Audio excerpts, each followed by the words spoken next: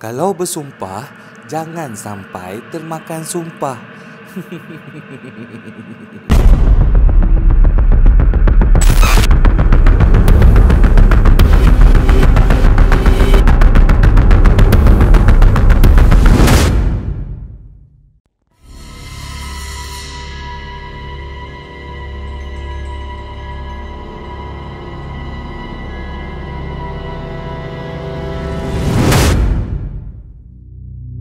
Allahumma salli ala Sayyidina Muhammad wa ala ahli wa sallim. Walhamdulillahirabbil alamin. Assalamualaikum tim puaka sekalian, apa khabar? Selamat malam, sihat tak sihat? Diharapkan semuanya sihat belaka geng. Semoga baik-baik belaka di sana.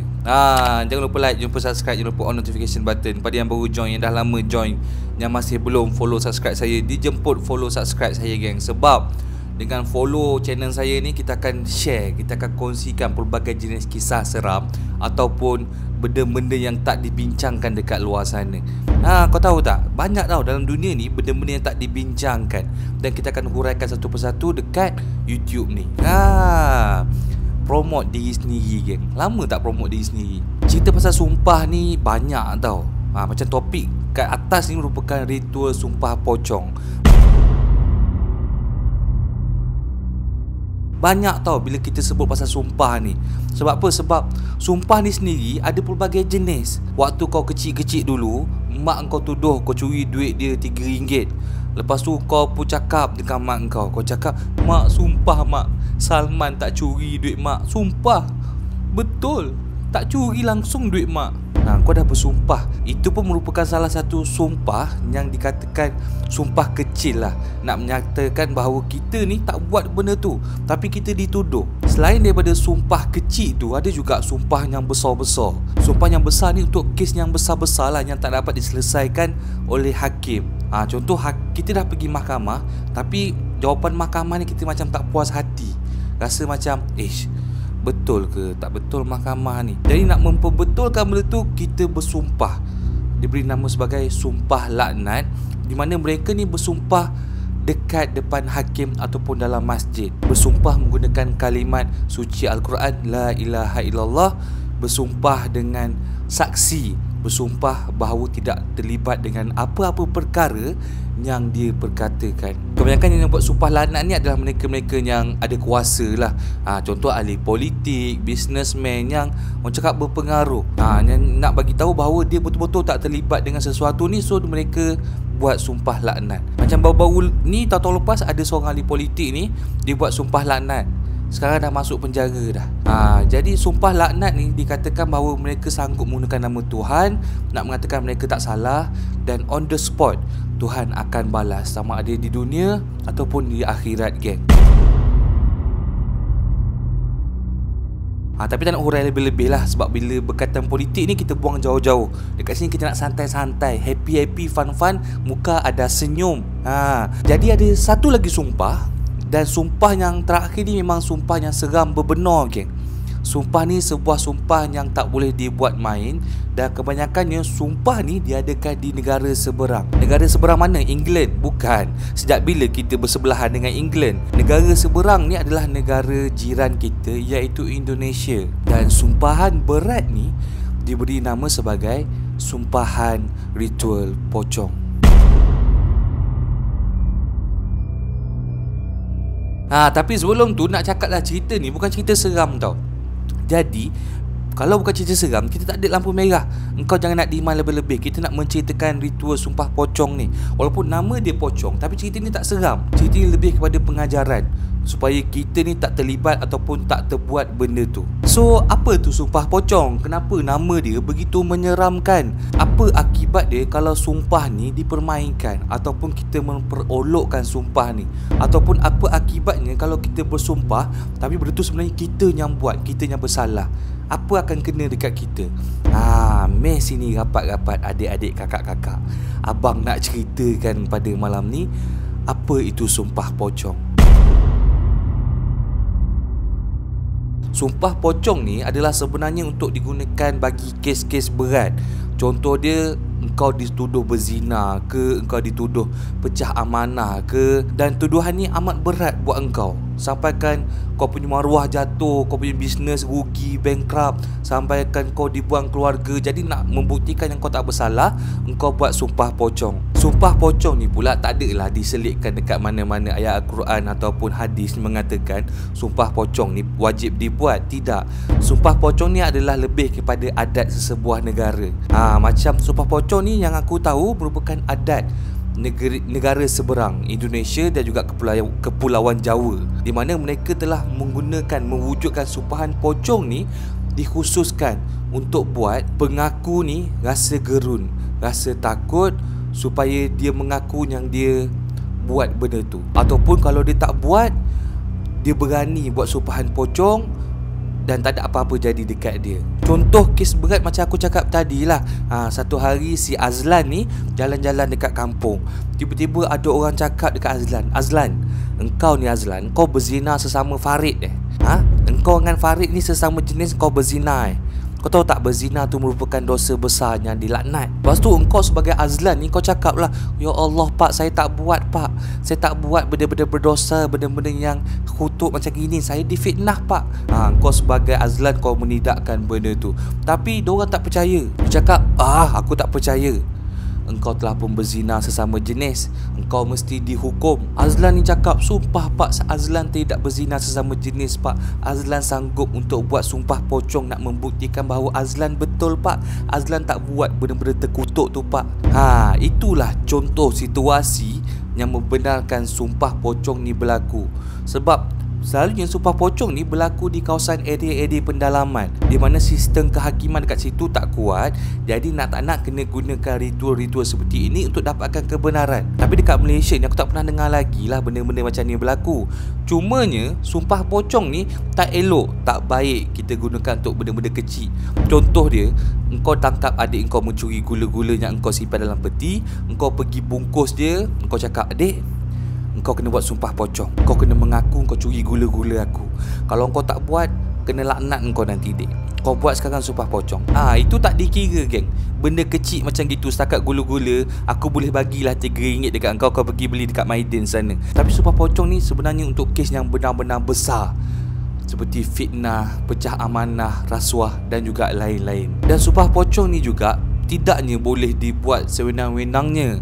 Sumpah pocong ni sepatutnya benda yang paling last sekali kau buat setelah kes fitnah ataupun benda-benda dosa-dosa besar ni berlaku. Contoh dia, mahkamah kau dah pergi, hakim dah utuskan keputusan, tapi still ada ketidakpuasan hati. Bukti ada, tapi bukti tak dapat menyatakan bahawa dia ni betul ataupun salah. Jadi waktu ni kesalahan dia ni berada di tengah-tengah.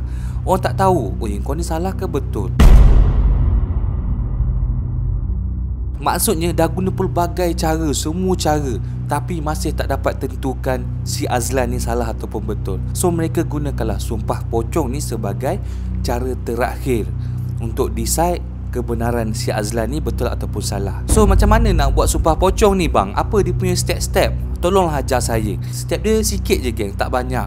First, engkau kena sediakan sebidang kain kafan.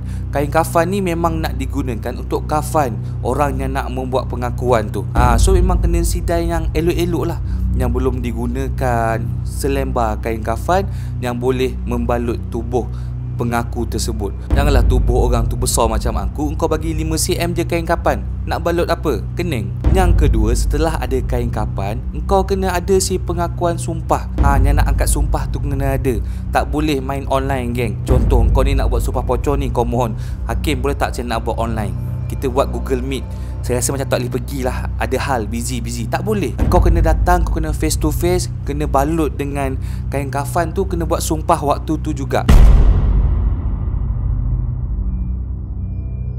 Kalau kes ni antara dua orang, contoh macam tadi kes Farid dengan kes Azlan, dua-dua kena ada, dua-dua kena dikafankan. Si Farid kena ada, si Azlan pun kena ada. So bila dah ada si pengangkat sumpah ni, seterusnya engkau kena mandikan si pengangkat sumpah ni. Kau dah ikat dia macam berkafan macam gitu, kau mandikan dia macam mandi jenazah geng, daripada atas sampai ke bawah. Satu badan perlu kena air, geng. Si pengangkat sumpah ni akan dikafankan dan dibaringkan atas lantai. Selalunya kalau betul kau buat salah, waktu dimandikan ni pun kau dah mengaku, stop, saya give up, saya ngaku saya salah. Tapi kalau kau betul, kau memang niat dalam hati nak perbetulkan apa yang orang fitnah kau ni, kau takkan rasa gentar walaupun satu hal, geng. Sebab dia mandikan kau dengan kain kapan ni bukan mandi dalam shower, bershampoo, bersabun bagai, tidak.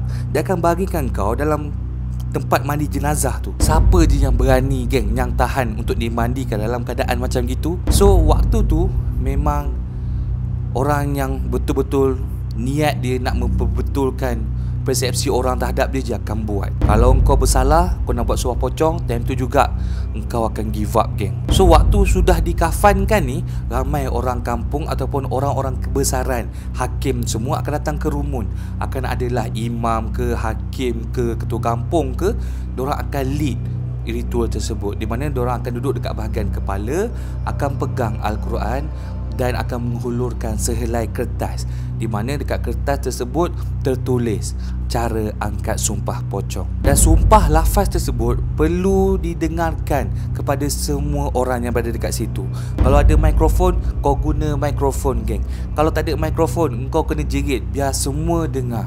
Dan antara isi lafaz sumpah tersebut ialah, contoh, si Polan bin si Polan, dengan kesedaran dan tanpa ada paksaan daripada sesiapa pun, dengan ini saya bersumpah dengan nama Tuhan bahawa saya tidak melakukan ini dan hal ini. Jika saya lakukan perkara tersebut dan saya tidak mengaku, saya rela dikenakan azab paling besar di dunia dan juga di akhirat. Dan lepas settle tu, habislah bersurai. So just wait and see je apa yang akan berlaku kepada si Fulan ni. Ada yang menceritakan bahawa setengah orang lepas dia dilafazkan kata-kata, orang cakap kata-kata apa tadi, kata-kata yang ditulis dekat kertas tu, lafaz sumpahan tu, badan dia terus kaku. Time tu juga dia kena stroke, geng. Ada juga cerita bahawa bila dia lafaz sumpahan pocong ni, dia dah settle, orang-orang pun macam, oh betul lah ni dia tak buat, tak ada bala apa-apa jadi. Tapi nak balik tu je, member ni accident, geng, on the spot. Dan pelbagai lagi bala-bala yang berlaku pada mereka yang bersumpah dengan ritual pocong ni dengan niat untuk melepaskan diri daripada kesalahan yang dia buat. Kau dah tahu cara kan? Jangan nanti kau buat dekat adik kau pula. Tiba-tiba nanti mak ayah kau DM aku, Ikmal, kau ajar apa dekat anak aku ni? Si anak aku yang sulung ni dah kapankan adik dia ni dah buat ritual pocong. Sebabnya berebut gula-gula dalam peti ais. Kau ajar apa anak aku ni, Ikmal? Tak pasal-pasal aku juga yang kena sound nanti, geng. Jadi benda ni sesuatu yang besar, jangan dibuat main-main, geng. Apa efek sumpah pocong ni? Nama macam ngeri sangat. Nanti kalau mati jadi pocong ke? Bukan. Sumpah pocong ni nama je sumpah pocong, tapi kalau apa-apa tak ada kena dengan pocong pun. Maybe sebab cara dia bungkus tu nampak macam pocong kan. Tapi antara efeknya adalah cacat kekal ke, gila ke, hidup sesusah alam, geng. Hari-hari dia jumpa bencana ke, dan yang paling teruk sekali ialah mati secara tiba-tiba. Daripada sudut agama macam mana pula Abang Ikmal? Benda ni dibenarkan ke? Untuk sudut agama Islam, apa yang aku faham lah kan, apa yang aku baca, benda ni sebenarnya adalah haram, tak boleh dilakukan. Tapi maybe pandangan ataupun fahaman warga Islam di Indonesia ni berlainan. Tak tahulah aku macam nak cakap. Tapi kalau dekat Malaysia ni, sumpah pocong, ritual pocong ni adalah diharamkan sama sekali, tak boleh dilakukan. Maybe dekat negara dorang ada adat mereka yang mereka boleh guna pakai. Itu antara sesama dorang lah, tak payah masuk campur.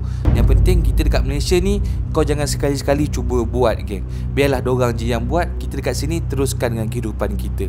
Yang paling penting, kau jangan cuba buat dekat adik kau. Aku tak nak nanti kena marah dengan mak ayah kau, geng.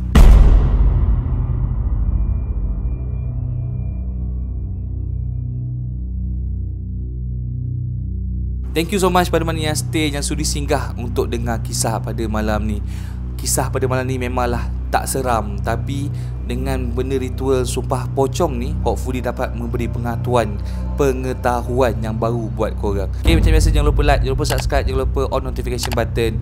Kita akan on story puaka next, geng. Nantikan cerita yang lagi best daripada saya, InsyaAllah jumpa dalam next story. Jangan biarkan malam anda menjadi story puaka. Hu.